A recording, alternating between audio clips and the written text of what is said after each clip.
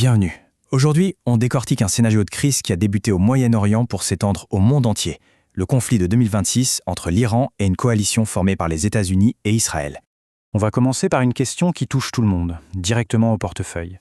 Comment un conflit, à première vue régional, pourrait faire exploser les prix de l'énergie à des niveaux jamais vus ? 200 $. Ce n'est pas juste un chiffre, non, c'est le symbole d'une économie mondiale au bord de la rupture, et c'est la conséquence directe de la chaîne d'événements qu'on va explorer ensemble.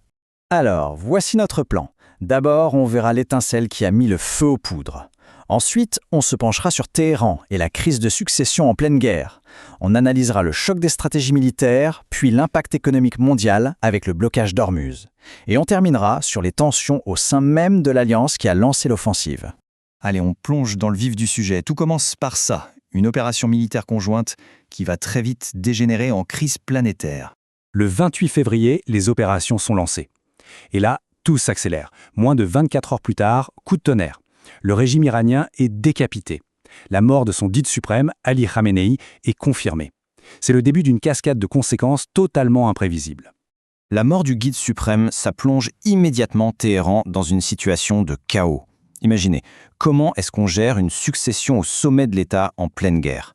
C'est le défi immense auquel le régime doit faire face. Alors qui pour prendre la suite ? Le pouvoir revient à Mojtaba Khamenei, le fils de l'ancien guide. Attention, ce n'est pas n'importe qui. C'est un pur produit de la ligne dure, un homme de l'appareil sécuritaire qui est littéralement poussé sur le trône par le corps des gardiens de la Révolution, le fameux CGRI. Ce tableau, il est très parlant. Il nous montre la réalité du pouvoir en Iran. En face de Mojtaba, il y avait d'autres candidats. Un modéré, un autre qui servait de façade, mais en réalité, il n'y a eu aucun match. Le CGRI a imposé son homme, sans aucune contestation possible, et a verrouillé tout le processus. La réaction de Washington, elle est signée Donald Trump et elle est cinglante. Avec un mépris à peine caché, il lance un avertissement très clair. Ce nouveau leader est inacceptable et de toute façon, il ne durera pas. Tout ça nous amène directement sur le terrain militaire. Et là, on assiste à un duel fascinant entre deux visions de la guerre qui s'opposent totalement.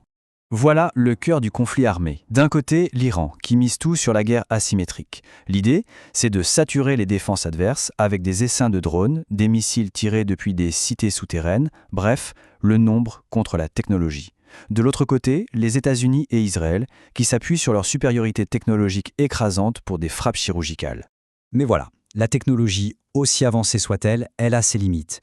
Et l'incident tragique de Beit Shemesh en est la preuve dramatique. Alors, que s'est-il passé exactement à Beit Shemesh ? L'Iran a utilisé une nouvelle tactique, un missile qui libère une pluie de leurre à haute altitude. Les radars de défense israéliens sont complètement submergés, saturés. Du coup, l'alerte ne se déclenche pas à temps. Et l'ogive principale, une charge de 500 kg, percute un abri public. Bilan, 9 morts. C'est la preuve terrible qu'une faille technique, même minime, peut avoir des conséquences catastrophiques. Et cette réalité militaire, elle nous conduit directement à l'onde de choc mondiale la plus violente, la crise économique. Voilà le point névralgique, la jugulaire de l'économie mondiale, le détroit d'Ormuz. Il faut bien comprendre que 20%, un cinquième de tout le pétrole consommé chaque jour sur la planète passe par ce goulet d'étranglement. Et en représailles à l'attaque, l'Iran va jouer sa carte maîtresse. Il décide tout simplement de fermer le robinet.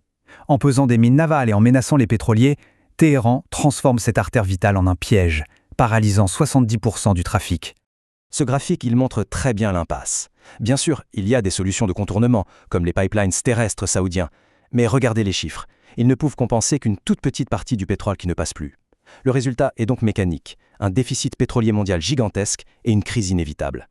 Et comme si ça ne suffisait pas, le problème ne se limite pas au pétrole. L'Europe, qui essayait déjà de se sevrer du gaz russe, se retrouve prise au piège.